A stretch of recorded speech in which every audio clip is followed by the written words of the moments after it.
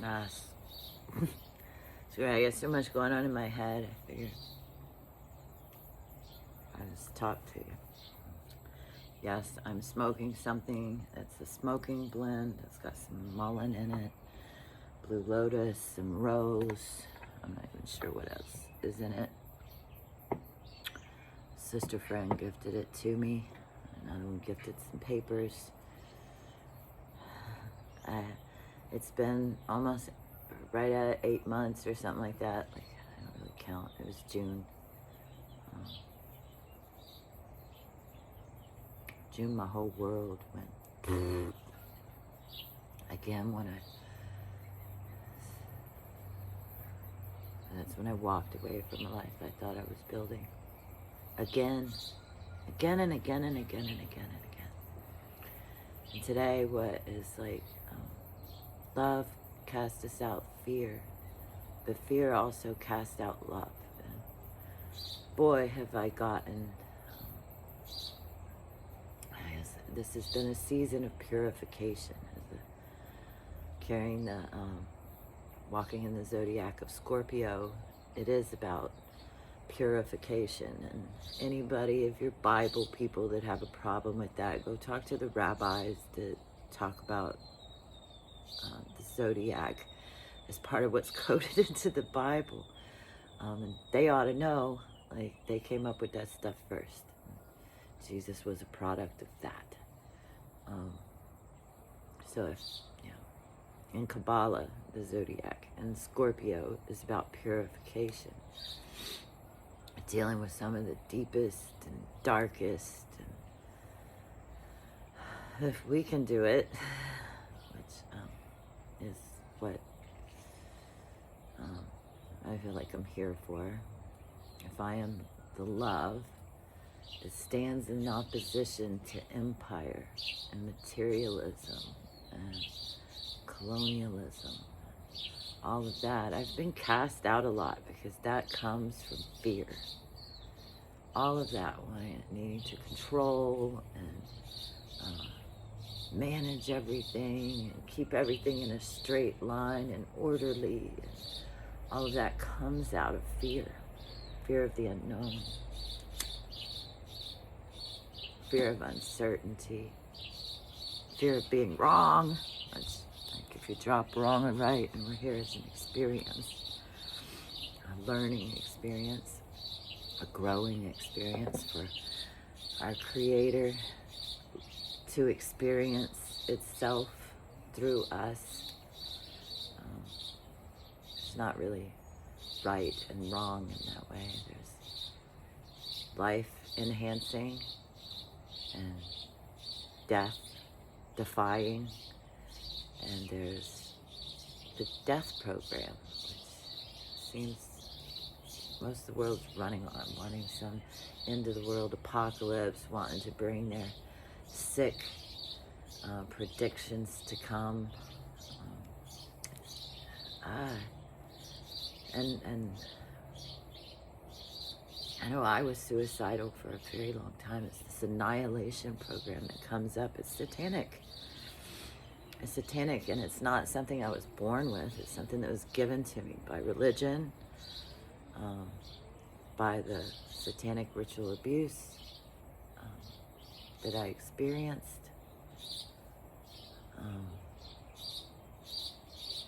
I'm coming across and coming into heart space with others that have experienced this, and oh man,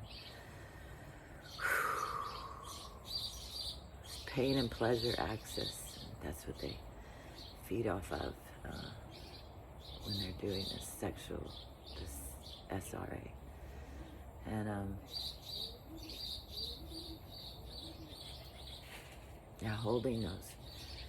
holding my own, which, it seems like perhaps it would be more difficult to hold somebody else's, but it's really not. It's like, oof, but you already know that, and it actually feels comforting to be around others that actually know that, because so many that don't know that, demonize us that do, which is not, we didn't ask for it. We didn't go out seeking it as children. It came to us. And the stain of guilt and shame and all of that is what got us here in the first place. And then other people, because they haven't experienced it or just haven't remembered it yet,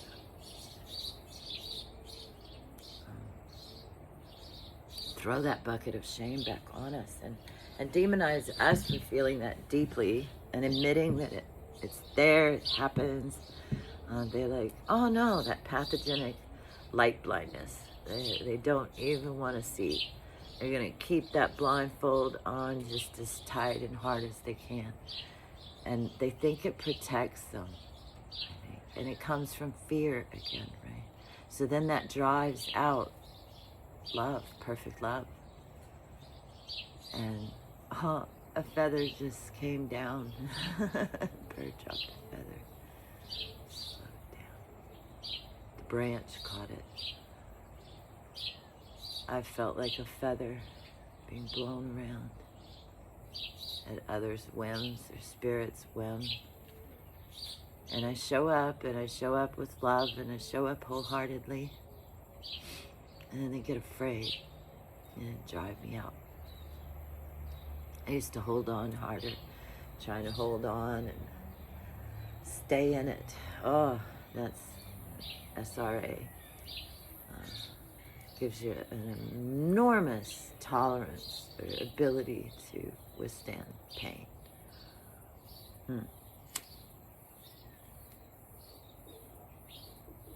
That's sick. That's what made me sick. I spent 23 years in near constant pain, extreme pain. My fingers swollen up, which this one's doing that right now. I even got a blister from drawing so much yesterday. But this thumb is really owie today. And my fingers were huge and swollen. My whole body in pain for just years and years and years. The last like 4 months of 2010, I was in bed in adult Depends, which those adult diapers, because I was so sick already, and then was mutilated by a doctor during a surgery, and medications. All of that, and I was just begging God to let me die. I couldn't live that way anymore because it's so much pain. All the emotional pain had caught up with me, and I realized I was running a couple of pretty sick programs. I was running one that said that I could only stop and be still or be taken care of when I was sick. Which, hey, on one level, that's kind of true. It seems even now. Like, I look much healthier, and I'm not in physical pain as much, and I am able to move around a bit, and so other people still, many times, expect me to continue, even though emotionally, do well to rest. That's what I've really, and anybody after a loss and the traumas that I've experienced need community and rest, and just to be just taken care of where and how they are. And I have alone here right now, but I don't have somebody serving me food, fixing me drinks. But I'm alone, And I get to be how I am without anybody else giving me a hard time about that. And thinking I ought to be up and doing, and oh my gosh, it might be the end of the world if I just stay in bed and cry all day. Which amazingly enough, I have not done. Even while I'm alone and could, I haven't stayed in all day. It's the natural impulse to life will come back if we're held and allowed the time to just go into it and feel it. I believe depression is actually that someone needs deep rest. Rest isn't necessarily sleep, but it is sometimes sleep, and sometimes sleep is not restful. So, people confuse those things. I know I did for a very long time. I would think, oh, I'm so tired, I need to sleep. And then I had insomnia and couldn't sleep. Nah, I need rest and time to contemplate. But instead, I would fill myself with the pills that the doctor gave me to help me sleep, which totally made it where I wasn't getting any healing rest. And my body got sicker, and was screaming at me more and more and more of the time. And it took more and more of those pills, which I was still taking exactly the way that the doctor said, prescribed them, until they were stolen from me. Boy, did that send me into a crisis. I remember panicking and being so angry. And yet and I called the doctor and they would not refill them, which was actually life-threatening. I came really close to death. If not, went right into it. I lost my mind. At the time, I was supposed to be a mom to Amy. She was my only child at home at the time.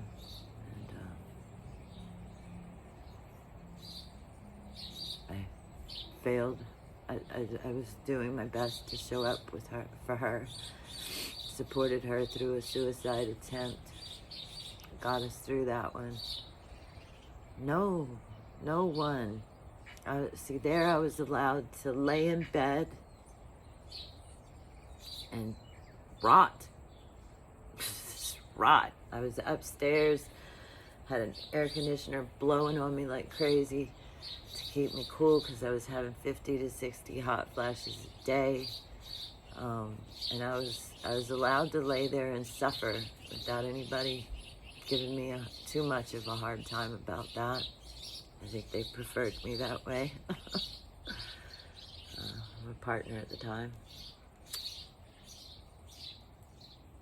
But as I said, I wasn't getting rest. I wasn't really cared for. Bare minimum, not well. But and then I wound up taking a bunch of heart medications to take myself out. But I said a prayer. I said, God, give me a purpose or take me out. I am willing to go anywhere and do anything to not be who and what I am anymore.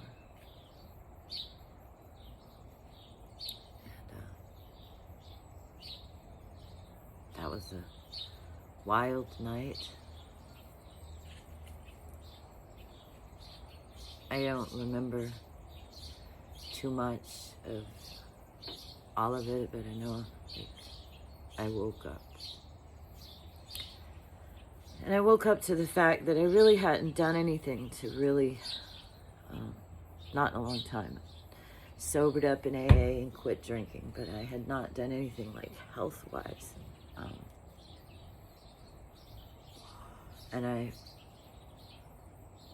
So I began going really into checking out some things with my health through Western medicine, getting with a physiotherapist and And beginning, that's when like acupuncture came, and I began opening my eyes to some alternative stuff, because all of the other stuff had failed. And I had a doctor that would lead me that way a little and support it a little. Turns out you can only go so far. I began making changes, and I realized I was running that program that I believed if I needed to stop, or if I were, the one I realized was that the only time I had really gotten my mother's approval when I was sicker and in more pain and fatter than her. And that there's some really icky things to look at, right? That I'm getting sick so that I'll get attention. Needing the attention, that's a human need. It's a human need, but like there's a healthy ways to receive attention, and those ways will actually like feed your soul and that desire for it, that's innate and human. Belonging, attention, someone to care.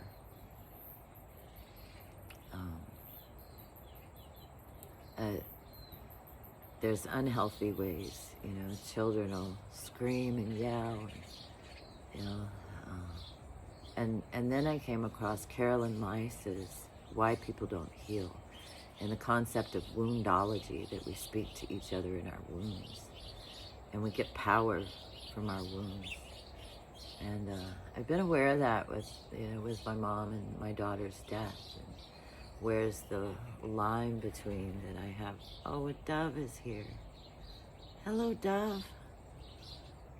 Oh, I do have some rice inside that I can.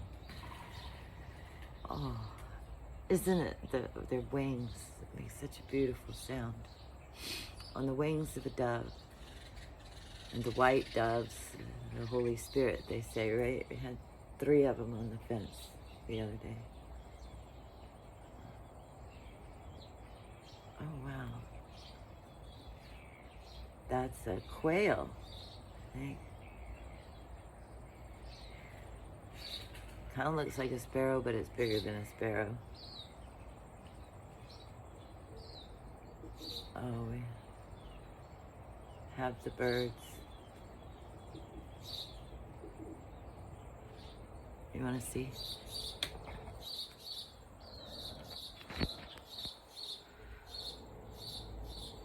My mom loved birds. I watch the bird every time I see a bird, I think of my mom. And you know what? My mom had trauma too, and her body image was not healthy. And there was a horrible, horrible, horrible, horrible incident around her with my dad that I witnessed and was in the middle of, when she attempted to put herself first and go to the gym. So like,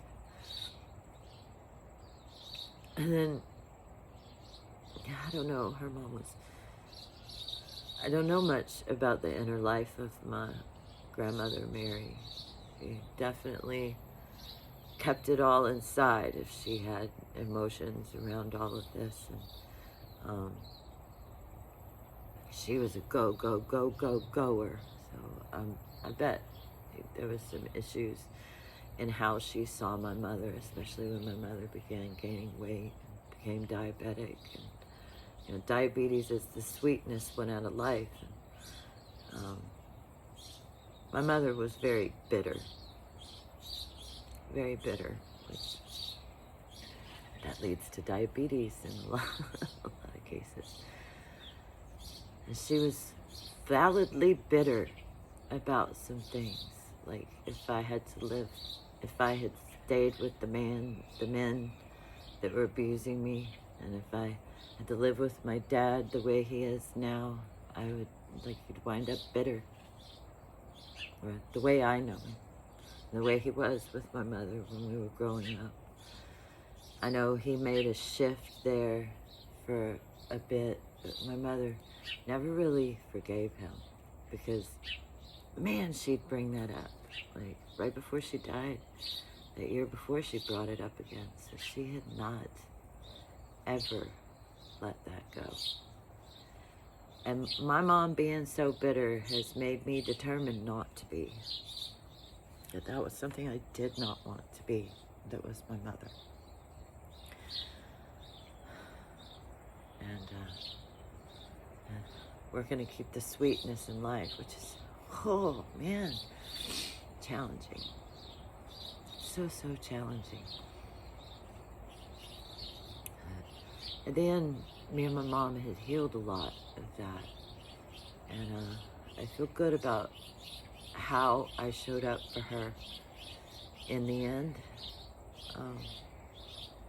And how I loved her. By the time it was over, and how she loved me when it was over. I don't think I'll live as long as my mom.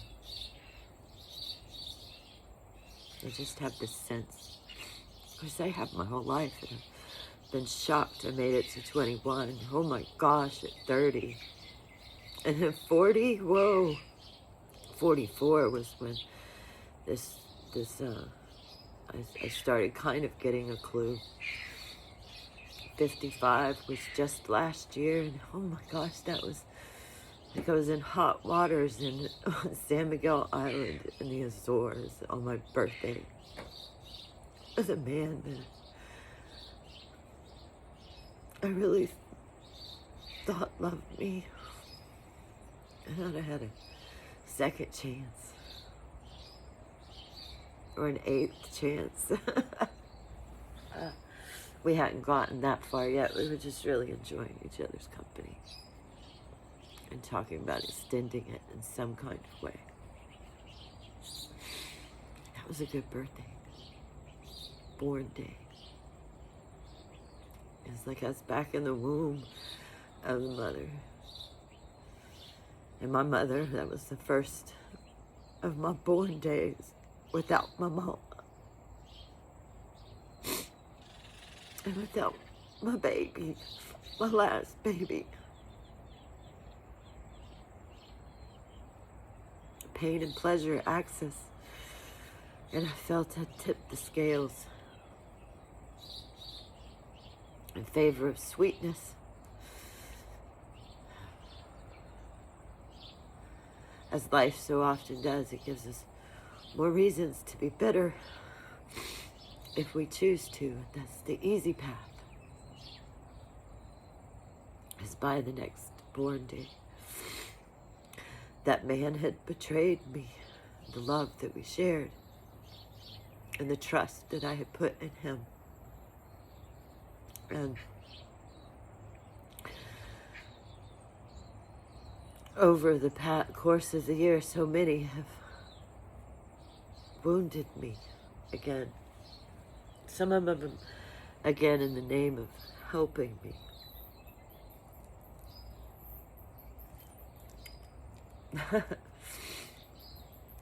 Love driving out fear, and fear driving out love. Gets to a level and it occurs. And here I am, by myself, with a whole lot of love for you to give it to share it with, even fewer that I could trust to treat it with respect.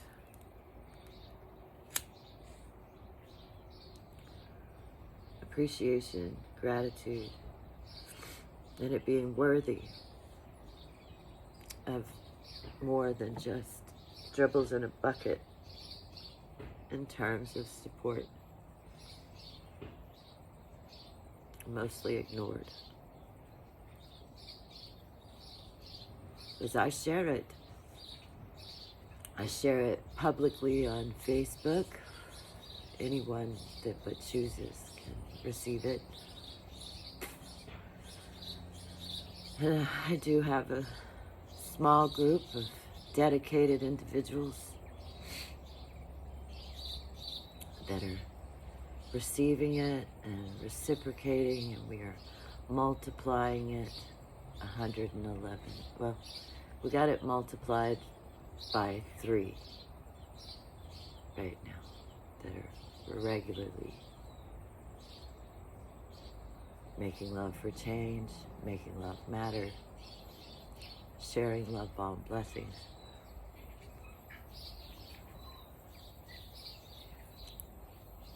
It's growing. It's growing. Wherever 2 or more of us, there am I. Love. You know, everybody's got ideas about Jesus and God and their religions and their doctrines and their, you know,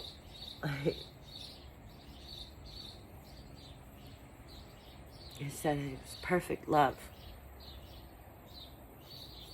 And I don't want to be a theologian, and it seems like even theologians can't come to a conclusion about it. And, you know, I read in that Bible a lot that, like, I mean, the religious authorities, Jesus didn't think we're doing it right, and that's why he had to come. That's why he had to come. And the religious authorities have had 2,000 years. There's so many different, you know, and there's even, you know, 3 branches of that Abrahamic stuff. And then there's all kinds that filter down through that. It's a massive tree of good and evil that people are still eating the apples from. The fruit from. The tree of good and evil. Divide and conquer. Satan is wickedly tricky. Now you realize you're eating from the tree of good and evil rather than the tree of life.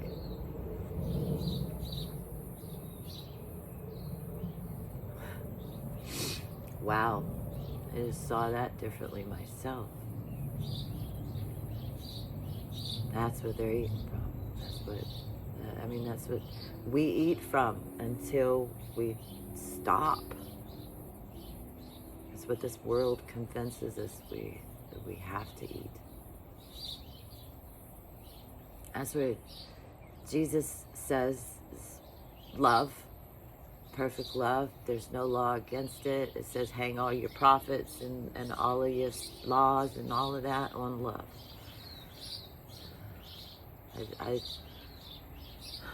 I get so tired of, instead of having a daddy, I have a preacher that pops in and just judges me and like thinks that just reciting off that he serves the Lord, like he's got some degree for saying those words. I don't have a daddy. I haven't had a daddy since he went to seminary. And as he went to seminary when I got pregnant at 15, I don't know if it was because his first response was he wanted me to have an abortion or give the baby up for adoption, or it was to find, he thought God was punishing him by me getting that way. Maybe so. Seems he had refused his call, and I definitely got attacked. I got molested at church. I then was raped, and then yes, I got pregnant. What great decisions we make when we think we're ruined already, and the home life is just a nightmare because after that incident around Mom going to the gym, stuff got really bad there behind closed doors of something that had to look so perfect and respectable on the outside.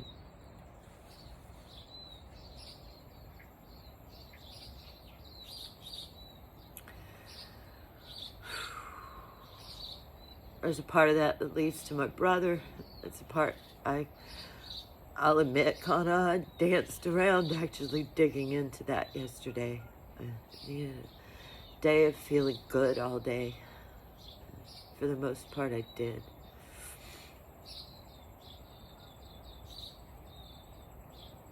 After jumping on the trampoline in the rain and the sitting with Spirit and crying things out and really looking, I needed a day of just light.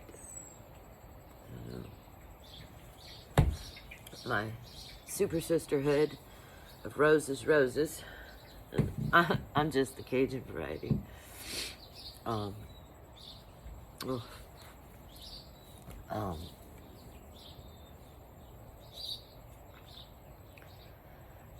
We buoy each other. Buoys.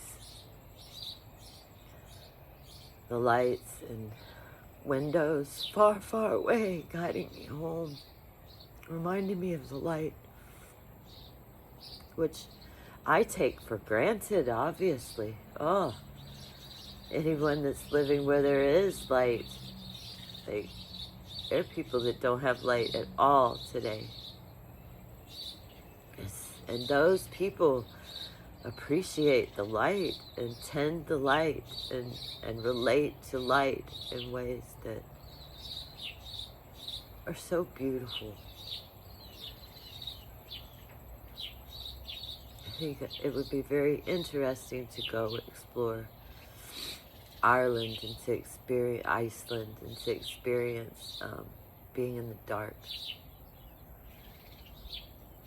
and needing to work that hard just to survive, and being around those people that have, what they have survived. That breathes light into my bones, because this body holds that. It holds that memory in my bones. It's in my DNA, in the waters. And that's been proven by science. So that's not just woo-woo stuff. Some people that have kept their heads up their bums in order to not see, kept themselves in their boxes of privilege, so they don't even have to see, and if they do, they see from, those people are those useless eaters, cockroaches, they call them, the unhoused, unwashed, that Jesus loved. Jesus, the Jesus I love, that I sang the song, Jesus loves me, this I know, for the Bible tells me so. Little ones to him be known, we are weak, but he is strong. It didn't say he was strong and that he loved the strong and stoic and unmovable, unflappable, because the Jesus I loved cried in a garden and wept and really had to wrestle with what God was telling him to do.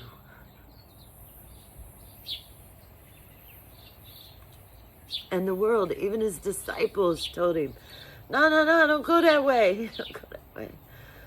No, come on. We think you should be something else. And that's all of that turned it into something else, as men are wont to do.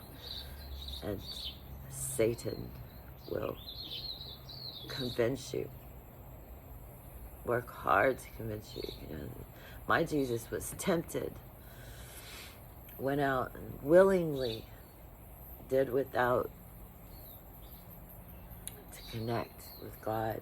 When you do that, oh yeah, all those temptations come up.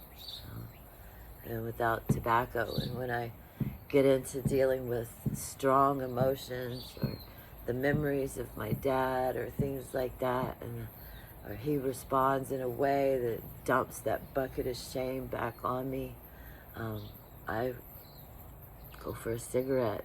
That's one of my temptations. And those are, coping mechanisms are not to be shamed. And we all have them in one way or another. In fact, like connecting with spirit is a coping mechanism. Coping mechanisms on their own are not positive or negative. This is a coping mechanism. I've done my bits of time without it, and I will have a time, perhaps, that I will be without it. And when I am, it's one of the easier things to not have, as long as I'm not spinning in a bunch of triggers. But having my tools or coping mechanisms at hand, but being at choice with it, right? We're going to blow off some of this stuff with this for just a second.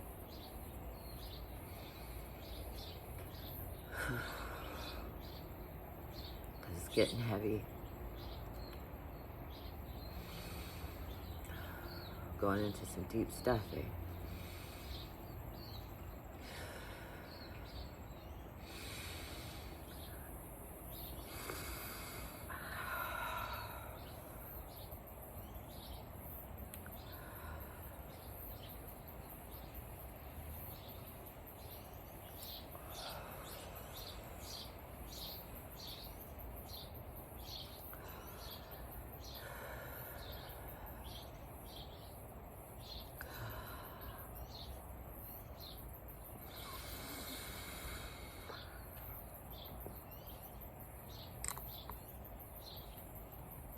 I will admit, I was abusing this hape for a bit.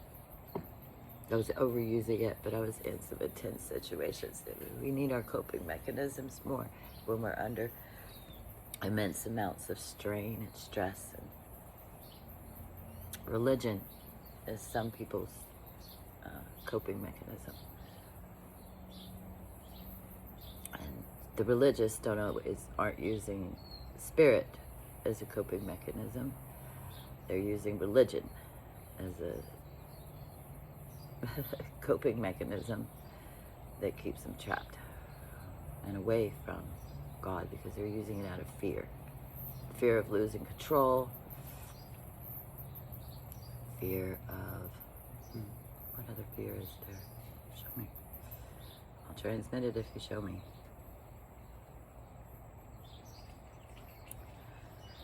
They're afraid of being wrong. They're afraid of punishment. That was put on really, really heavy by that religious programming, the way I received it with the Southern Baptists, that hellfire and brimstone. They're known for that, right? Hellfire and brimstone. I was shown that sick movie, Thief in the Night, which terrified me right about the time I was molested. So yeah. I thought quite clearly after I was raped, especially, I was going to hell. And then when I got pregnant and I moved away, yes, I was so like this to all of it. Both fingers and my ass turned up. But I had a child, and I wanted my parents in my life and in her life. And and I was busy with that. I was doing the best I could to be a good mother to her, even though I realized how little I knew. I needed my mom. My mom did, like, talk to me some, I think. I don't know. They were quite mad at me. I understood. Like, I always took on me that I violated the family. And they had, there for a long, long time, I thought they had very valid reasons for excluding me. And I had respect. Honor your father and mother. I had respect. As much as I was able in my addictions and stuff, to respect that even when I smoked, I did not smoke in my parents' home. I did let him know I smoked. I didn't hide it from him like some of our family does or did. I'm not sure because I don't see them anymore, but a lot of people hide a lot of things from my dad. They've blamed it on me. My brother did that. He blamed alcohol on me. Very angry at me for not covering for him that time. Ooh, I just remembered that one. Ugh. I'll sit with that one later. Table it. We're in a discussion right now. But yeah, I didn't hide a lot of things. I let them be known they were going. When I hid things, like I hid the abuse that was occurring in my marriage, my first marriage. I hid it until I could hide it no more.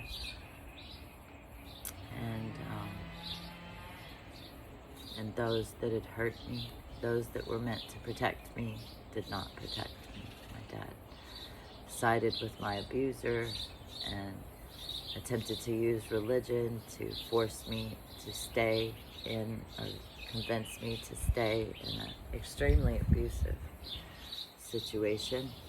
Had it all been handled differently, perhaps we could have worked through some of that if we'd have had a community that was genuinely supporting us and willing to speak truth into the situation from a place of heart, not judgment and religion and all of that. See, the problem is his alcoholism, not that I was wanting to get away from the alcoholism and abuse. To actually target the abuse and the alcoholism is the problem, if there's a problem. Right? The thing to be addressed, the thing to be removed. But all I could do was remove myself.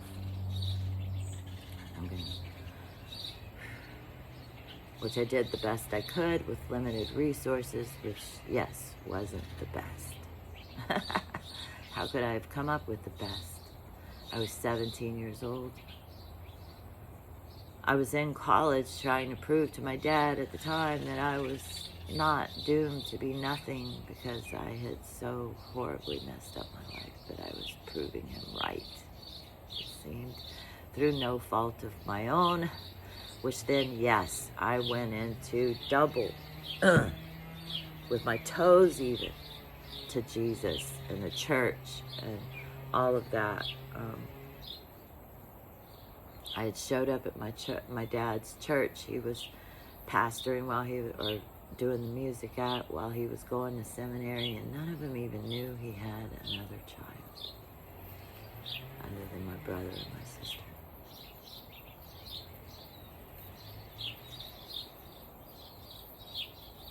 Sit with that memory too. I'll table it, because it's just really come up at another level. It's like right here in my body. It makes me feel sick.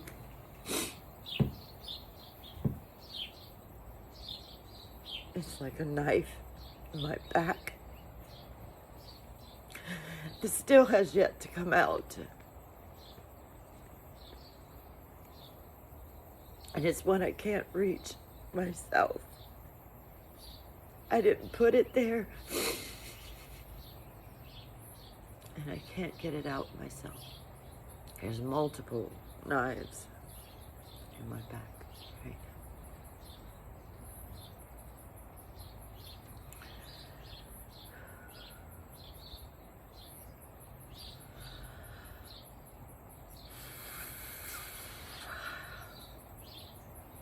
I still have days left in this pause to be able to sit with those feelings and I do them best in the water.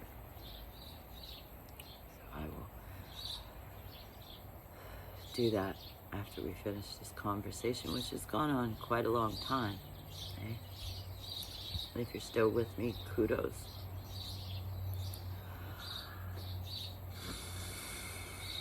It means you might actually care.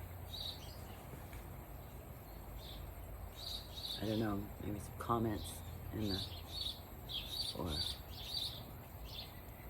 those of you that have put these knives there know what you could do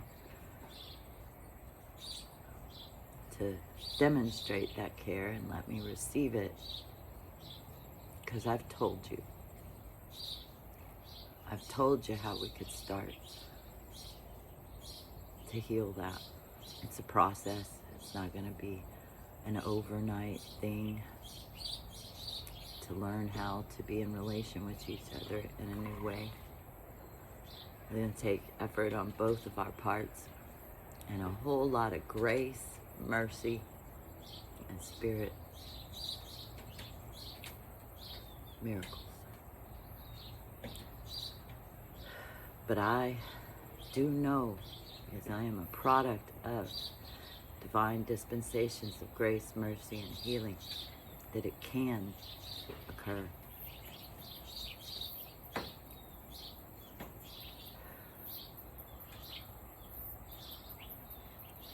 Yeah, I put my fingers up, and I will admit I did some black magic, and I became bitter and hateful. But even I couldn't stand being bitter, right? So, like, I drank and I used drugs to go into oblivion. I wanted oblivion. I wanted to just disappear. I felt like I was better off dead, and they'd be better off they would be glad if I were dead. And I spent years like that. Much of it I don't remember. Until a man came into my life, Jesse, that cared. When it came down to it, he cared more about his daughter's life than mine, I believe.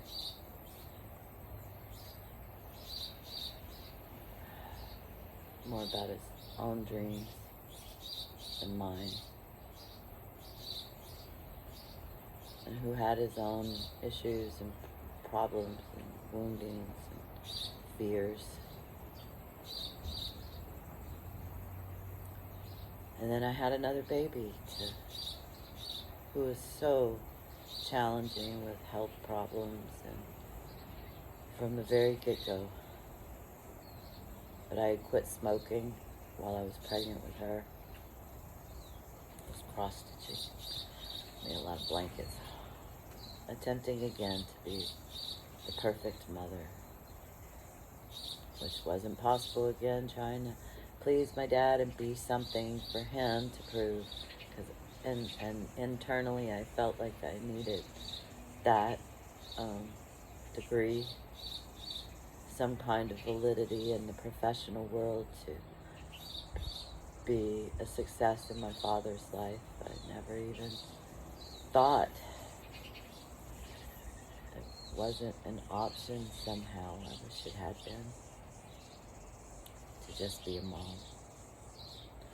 I think that's what I needed more than anything else, was just the chance to be a mom. And I haven't had that with any of my own kids. I did for 2 years with my grands. And oh, that is the most beautiful bond. It's when you really get to be with infants and young children and just be focused on them.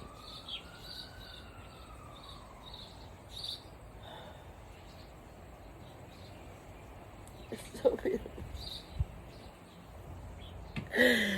And I miss it. I miss that part. I don't miss all the stuff I had to deal with that in somebody else's life and all of that, but I miss being there every day for those girls.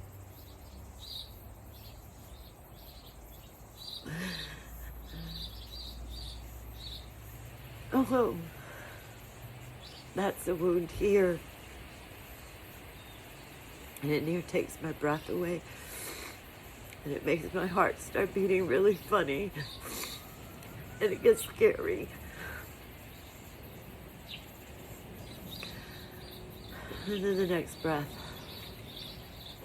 comes in and I wiggle my toes.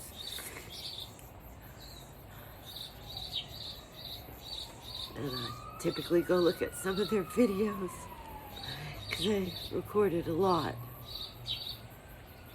So I can look back and know I had that. I did that. And that 2 years of being there every day is my biggest accomplishment of my whole life. My whole life, and it's a gift that I gave to them that it cannot be taken away. Regardless of how much I'm erased or whatever, it's in there somewhere in the beings that they are today. It's there, that they didn't live in fear for 2 years. Regardless of what went on around them, they didn't live in fear because Grammy was there. The rose was there. And may there be roses in their lives, even when I am not. I gave them a love of the water and the rose.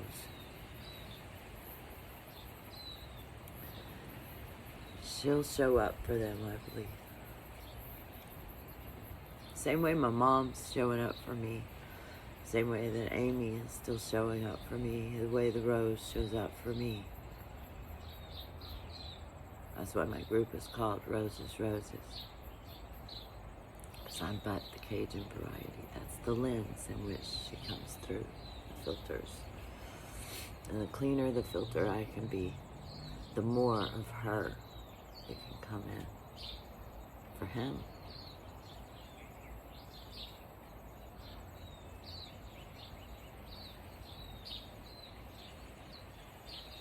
Where do we go next?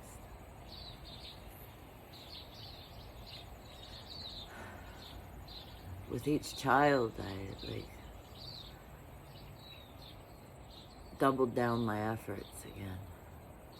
I come to my rock on, and that husband, because of all the stuff, I wound up screwing that up.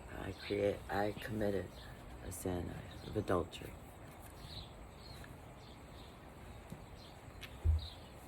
There again, I've doomed myself again, right?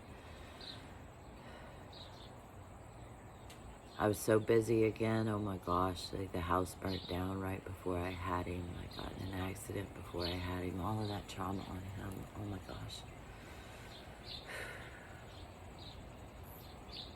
But I kept doubling down until there was no doubling down anymore. And I went through so much with that man.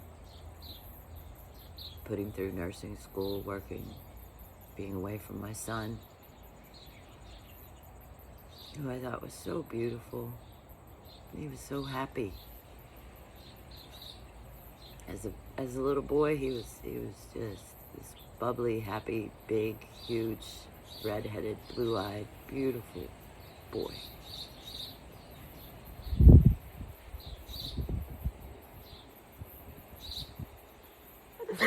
Who right now I'm afraid of losing. And I'm not afraid to admit that. I'm afraid for me, because I don't know if I would survive if I lost another of my children, which is why it's so ridiculous that my oldest would think that I would ever kill her. There's absolutely no way. I want all of my children breathing Because as long as they're breathing, there's hope. Because it took 54 years for me and my mother to resolve. It took 78 or 79 of hers for us to resolve. But we came to a place of love at the end.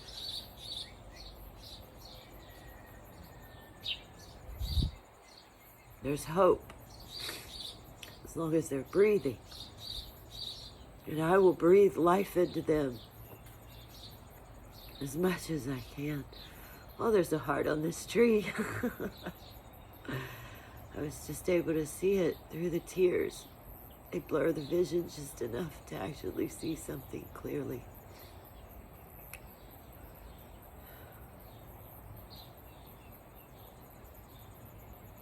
Devil's in the details. Love is in the bigger picture and the details. Sometimes our eyes need to be blurred by tears, grief, and praise. Another culture other than religion gave me that one. Mayan through Martin Purcell. His prayer brings me to tears every time I play it, and I do on a regular. It's just inside his introduction on talk that he gave at a men's conference, a Christian men's conference. His prayer inside of that. You know, not all Christians are as closed as my own family I have found, so like I'm not hating on Christianity so much anymore, or the people that practice it, the religions of it, but the people that practice it. There's that take that and utilize it the same way I do for love, and the way that Jesus did for the marginalized, for the oppressed, for the broken. Bringing a bit of light, encouragement, and breath of life into their lives. Instead of that hellfire and brimstone Baptist preacher stuff that I seem to get with every phone call and message of my father nearly. He's making a little bit of a shift in his messages to me a bit, I guess. Owning he's an impatient man, da-da-da-da-da. But at this point, after all of these years of hearing that same excuse, it's just an excuse. It is just an excuse. And using religion to justify your excuses rather than a conviction to shift and get a new wineskin. That, to me, is a sin. A big one. And it grieves the Holy Spirit, which is supposedly the only unforgivable sin. What Spirit will teach you is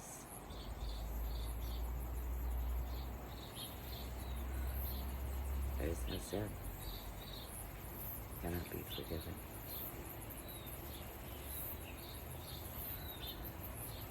Washed away with some tears, some remorse, some repentance, some restitution, and some reconciliation.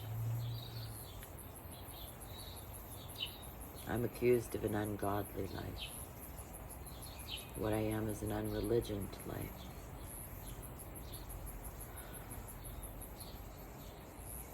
I talk to people. I listen to people. I've been through the back doors of many, many, many, many, many people who live in many, many, many different situations, are living with different wounds. So many of them core at the same, and with so many different coping mechanisms and triumphs and survival stories. I've learned a lot. I've seen a lot. I've experienced a lot, which leads to a great deal of wisdom. I've not stayed inside of a box of comfort and privilege. I joined forces took the feet of the marginalized, just like Jesus did. Willingly. Willingly. Willingly. Not something I was forced to do. It was a choice. And one I do not regret. And I would not be the woman I am today. And I may not have a bunch of money in my bank account. I get dribbles here and there.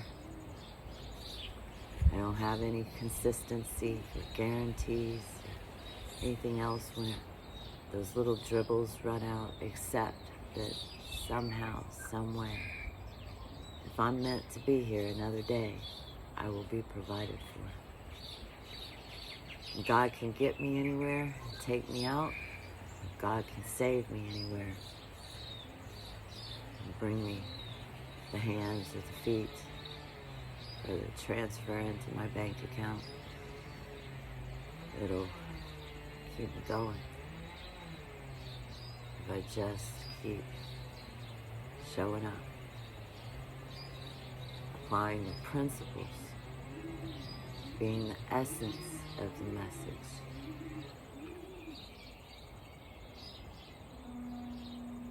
And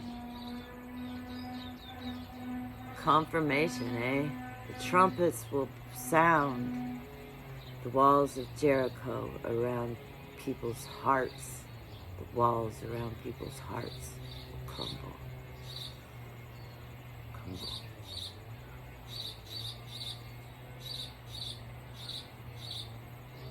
You know, I've watched 7 times till my feet have bled, contemplating Jesus walking with the cross.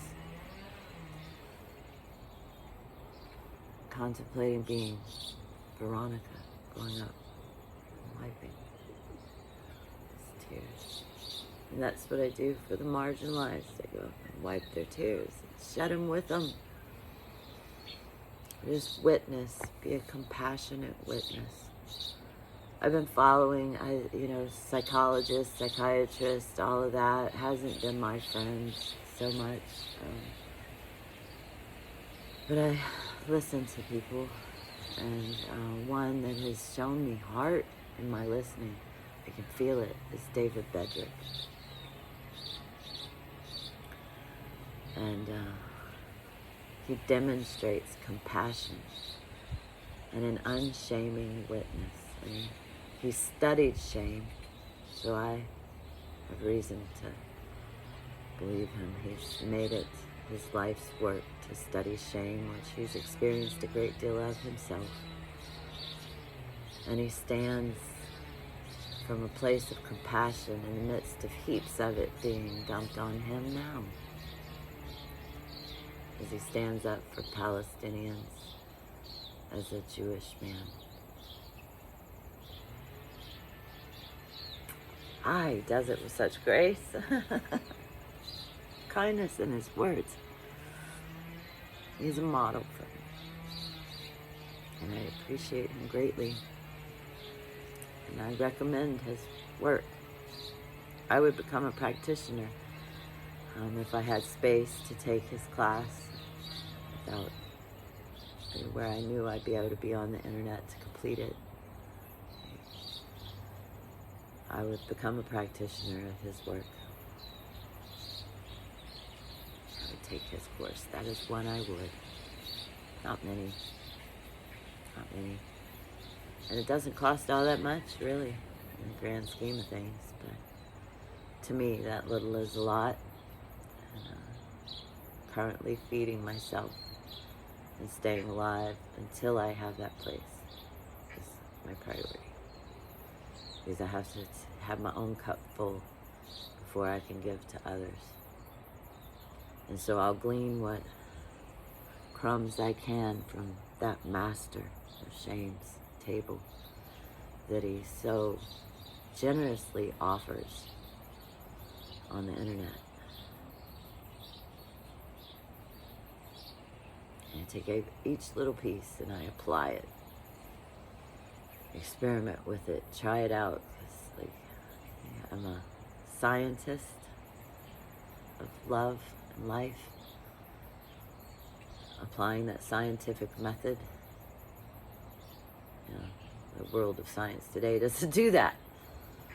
What's called science doesn't do that. That big pharma generated for profit. But testing things out, testing those spirits. Are they kind? Are they gentle? Are they life-enhancing? If you follow the religious tradition, does it align with the principles laid out in them? Does it go by the red letters in that New Testament? What Jesus said himself. Lots of people say lots of things about Jesus. What did Jesus say himself? What did he do? What did he do? If he did it, do it. Go be Jesus. You know, my journey started in earnest with this enough is enough, stand up for Jesus. Stand up for him. That no, that religious world is not doing Jesus. That empire-driven religious world is not doing Jesus in the way that Jesus showed us to do Jesus. He didn't build churches. He said his church is the heart of the people. His temple was inside of us. And that's where, you know, I've legit finally looked at, like, I needed to clean this vessel. Not the alcohol, not the tobacco, not the cannabis, not even the hape. Like, going into this time of purification, I fasted a lot. I don't make big deals about it. I just do it. I do it on a regular. And I'll fast from something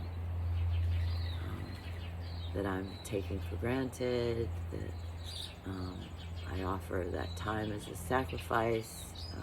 And then I very much enjoy when it comes back, because that's offering, praising too. That's when I really enjoy it. And I think that blesses food more than anything else, is when you really, really enjoy it. And especially if it's like come out of a dumpster and it's been washed of all the profit generating stuff, or you get it from a food bank, or it's given gratefully and prepared for you by someone. Regardless of what it is, it has now been blessed if they are really, really sharing their love with you through food. And there are people that do that. My mom did that. My mom shared her love through food. Both of my grandmothers shared their love through food. And I love sharing my love through food. I do miss the Azores because of that, because I was able to really play with the food. It was never as good as when somebody was there. We had brought somebody there to feed. I love seeing people enjoy my food. The more the better. You know. My next spot is being in a kitchen feeding as work exchange. I've done that a lot. Like, if I go to a rainbow gathering, I'm in the kitchen. I tend to negate my own skills in the kitchen. I surprise myself when it comes out fabulous, or I've figured it out. I'm very hesitant in the kitchen these days, because I'm in other people's kitchens, and I am in so many different kinds. It's a challenge to actually get where I feel comfortable in a kitchen. And some kitchens I feel more comfortable in than others. And but if I'm there for a while, I will spend a great deal of time in the kitchen. And food is a way my culture shares love and has community. And those were my favorite times at church. The big feeds afterwards. The potlucks. You know, my when I was traveling around in my truck at the beginning of my journey, I've been without a vehicle pretty much since 2013. It's a long time to go without a car. Can you imagine that? Well, I get another dose of Hape. Why don't you sit with and imagine not having a car for a decade? What would that have been like for you? How afraid would that have made you when you were going into a place miles and miles and miles away from anyone? That happened to me once with this rabbi, Michael Moshe Blatt. Look him up. He's Rabbi Yahoo on Facebook, and he was a psychologist. I met him. He went by Moses and Moshe. So I met Moses on Kauai, and I stayed on his boat, the Magdalene's Womb, for a bit. And then I flew, he bought my ticket off, and I flew to Marysville, California. And he began verbally assaulting me like crazy. And I did not know where I was. I just knew I was in danger. And when he turned his back long enough, I grabbed my bag and I took off walking. I walked for about 2 miles before somebody picked me up. There's more to that story, but no. Having a vehicle can mean life or death to a homeless person, especially a woman. There's been a lot of really, really sticky situations. I've been raped multiple times because I did not have a car to get out of the situation myself, because I was dependent on somebody else for a ride.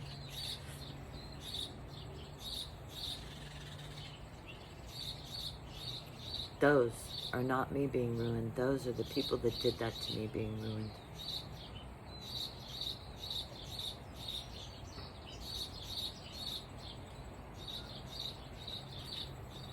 People that put me in those situations when they could have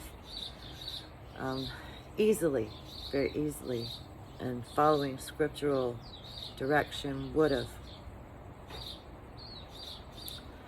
not had me in those situations and having provided a vehicle for me. Some people, my sister,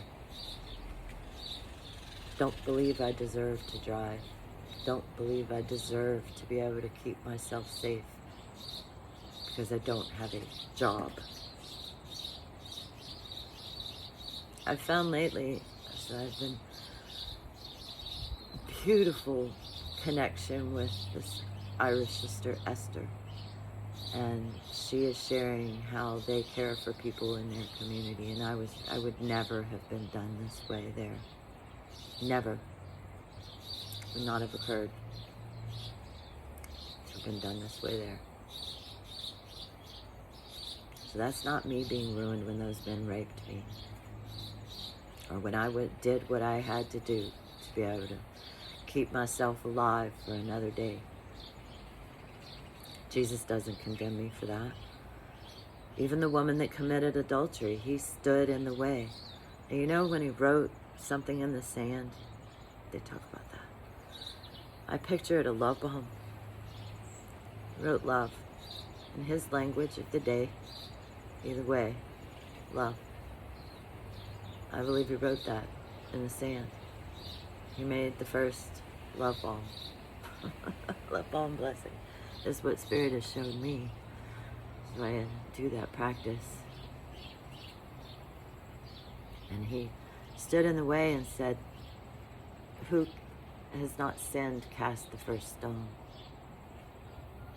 I know the Chinese have twisted up that story, and some other people twist up that story, but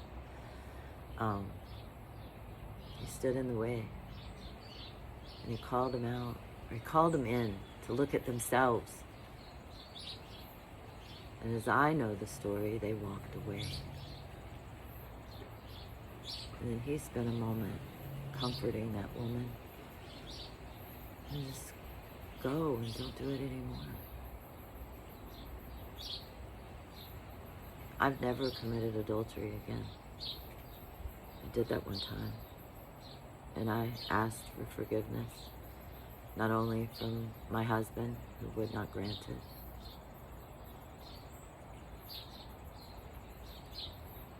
but from God. And I became sober after that.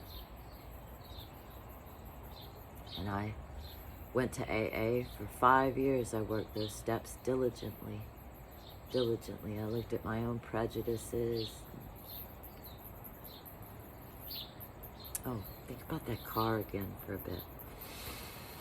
I'm getting cloudy, so I'll clear my space again.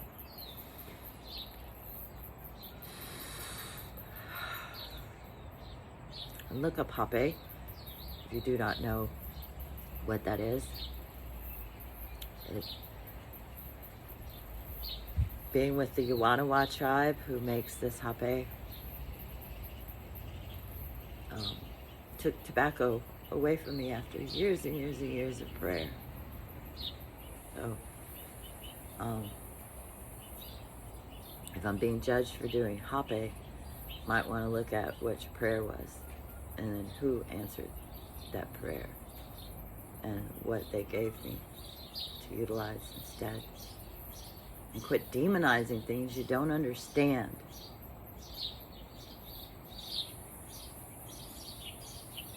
Letter of the law, not spirit of the law. Tree of good and evil, seeing things as either good or evil. Everything's a mixture of both. And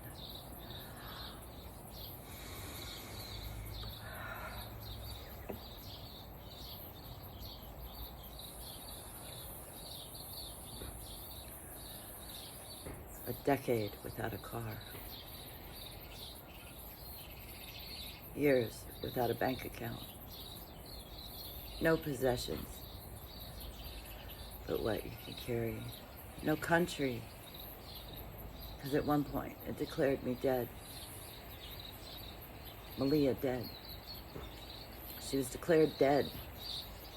Rose brought her back to life with the help of her daddy, who was acting like a daddy just for a little while. That bank account came back because of her daddy. It was prayed over by both of them.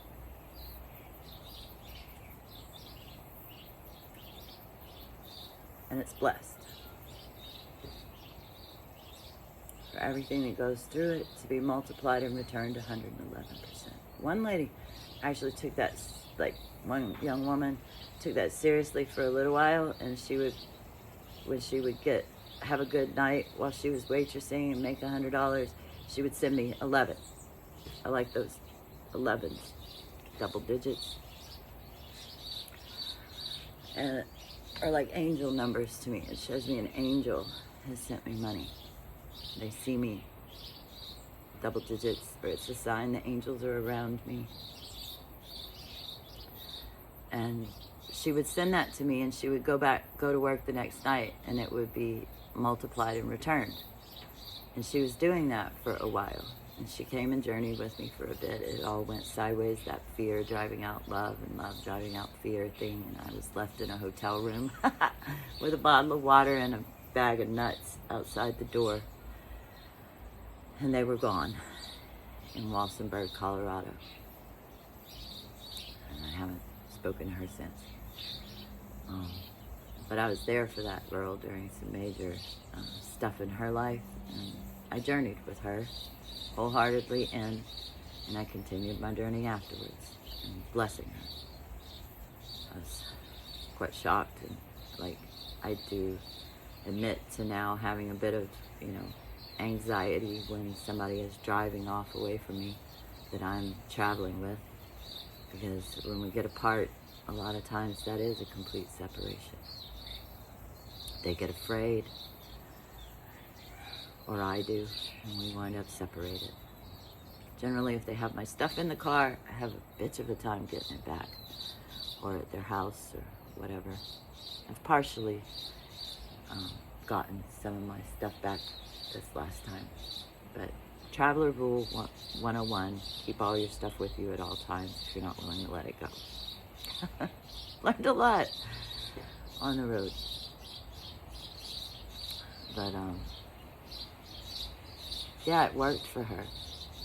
Not many others have been brave enough to give that a go. But, I'd love to see it tested.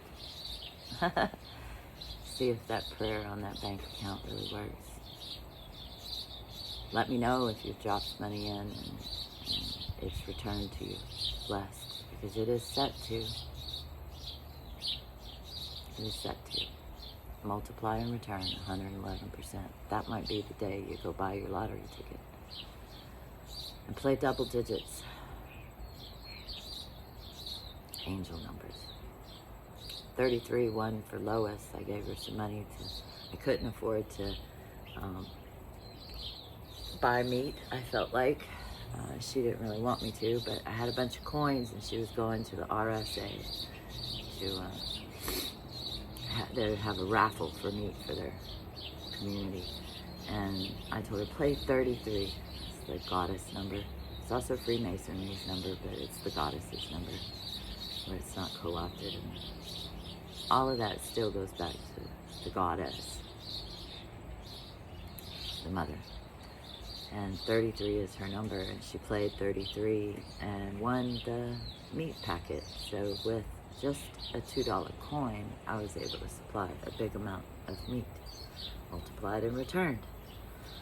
What I give out is multiplied and returned, and what I take in is multiplied to return. Blessed, 111%. That's how it works. Like, you give and you get. If you don't share it, AA has a motto, and I live by that. If you don't share it, you don't get to keep it. And so I share. I share my wisdom, I share my experience, I share my love, I share my food, I share my shoes, my clothes. I'm just a carrier of things. They are not mine. They are just what I get to carry and hold for a bit. I've been blessed to carry and hold some amazing things. Spirit has me move things around between people, and I have just the thing that'll touch their heart sometimes. And people give me things to do that with now, some that understand that concept. And I am like a bee in that regard. I consider it cross-pollination. We can learn a lot from nature. That's how God gave it to us. The sparrow. It talks a lot about the sparrow in the Bible and how we're to be like the sparrow. And that if God cares for the sparrow, God will care for us. I said,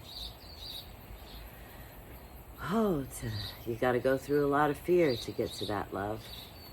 Banish that fear and walk in that love. Banish that fear and walk in that love. Banish that fear and walk in that love. Walk in that knowing. That knowing.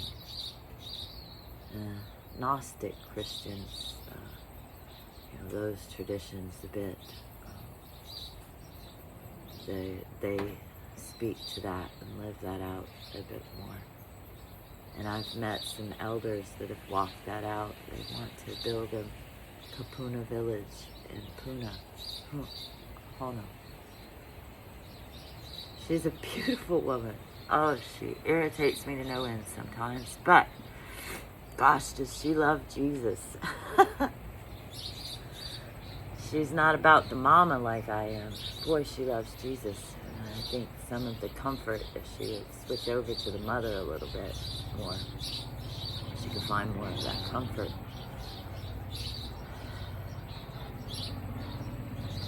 Mother brings us together. Jesus separates us. Both are necessary. Both are necessary. And one without the other, it's just empty. All the different pieces. God's puzzle book. I met this man that felt like he was John the Baptist on a beach in Galveston one time, and he said he was writing God's puzzle book, and I was in it. And he had a vehicle, and he would get an urge, a call from Spirit, and go, not knowing why or whatever. It sounded really crazy, him arguing with God about half the dang time he was driving, but he went. And that's how he wound up meeting me on the beach and feeding me that night and sharing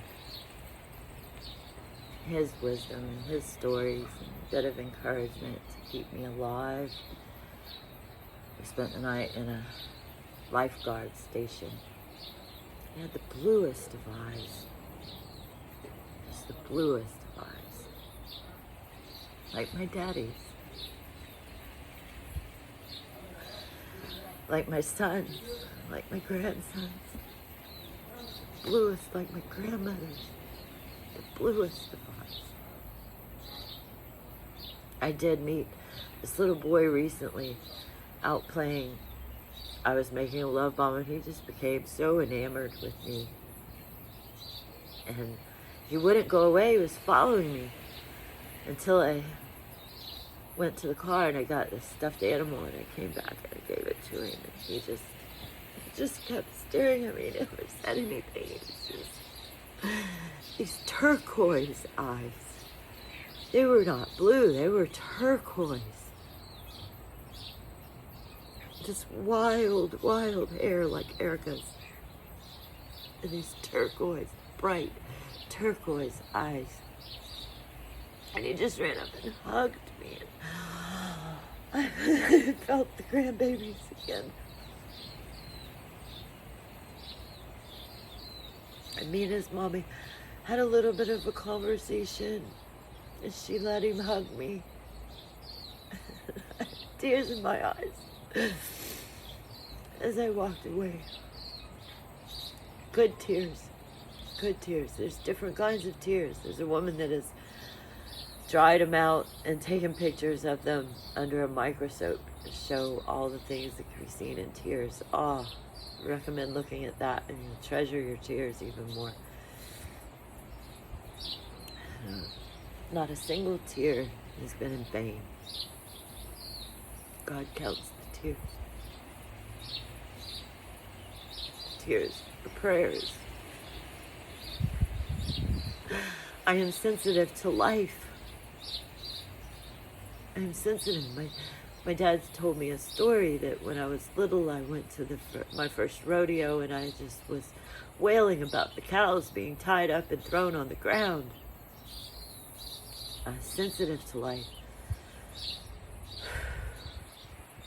That's why I use so many coping mechanisms to not be so sensitive to life, because it's not safe to be so sensitive to life in most places. It's not valued. Everything in Western medicine is meant to tamper down our emotions and take our humanness out of us. Pain is a part of life. Pain is a part of life. Without it, we don't treasure the pleasure.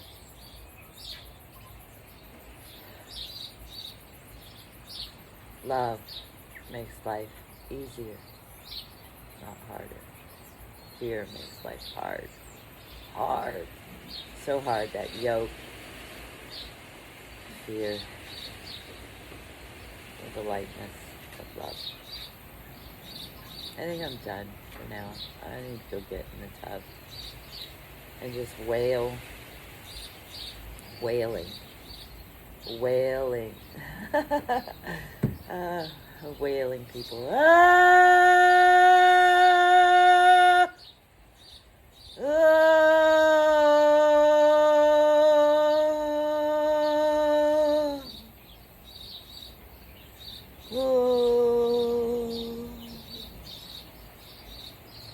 Looking for the light in the shadows, that golden shadow. Not just the darkest. There's both and. Both and. Neither excluded. I just quit staring at just the tree of good and evil and turned to the tree of light and drink of the living waters. Sit by the river, living waters. Go soak in some spring water. Go be in it. And you'll know.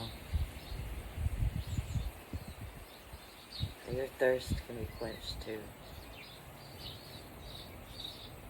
Love. Jesus us when we choose love over fear. May you have the courage, fortitude,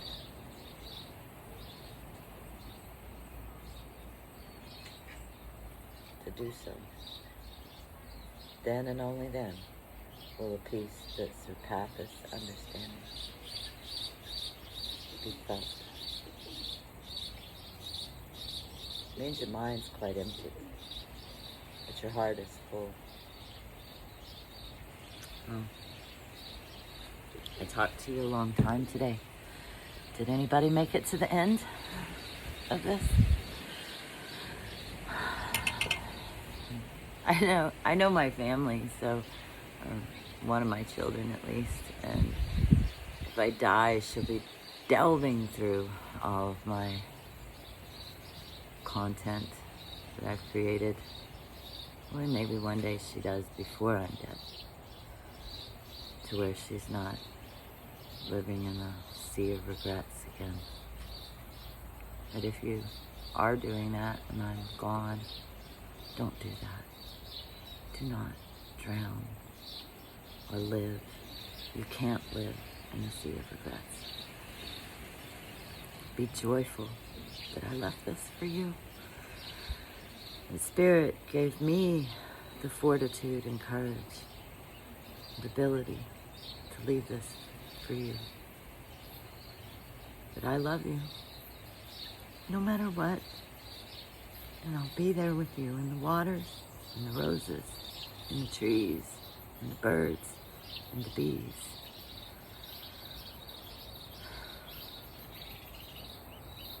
Our loved ones don't go away.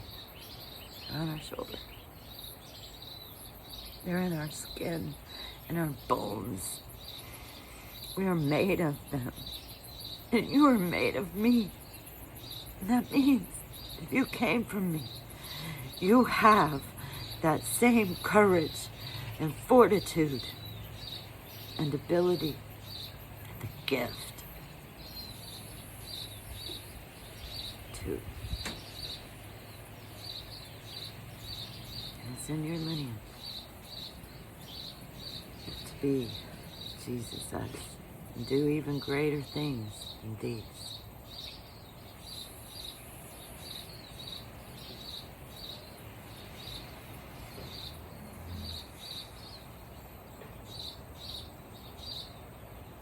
See, as I breathe in love,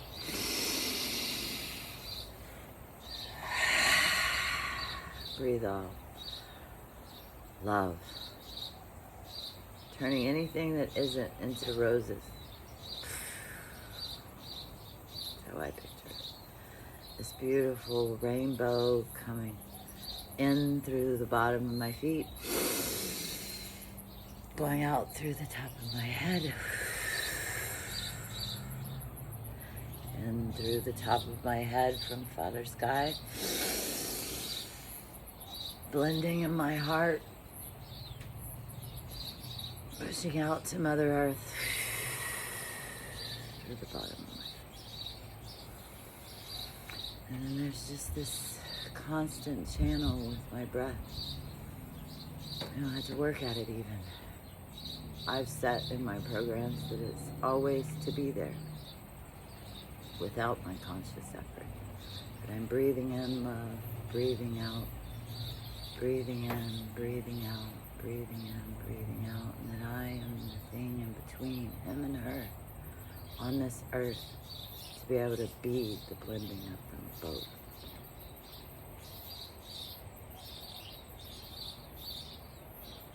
I am he, I am she. She contains he. He excludes her. Simple, really. Just keep it simple solutions. I'm gonna go make another love bomb. I've already met one. Then I'm going to go to another. And then I'm going to go get in the water. And then I'm going to come out and jump on this trampoline again. And soon, maybe, that letter to my brother will come up. Lots of feeling between it.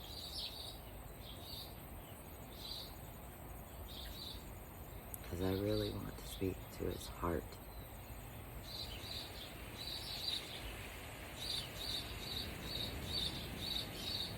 And yours.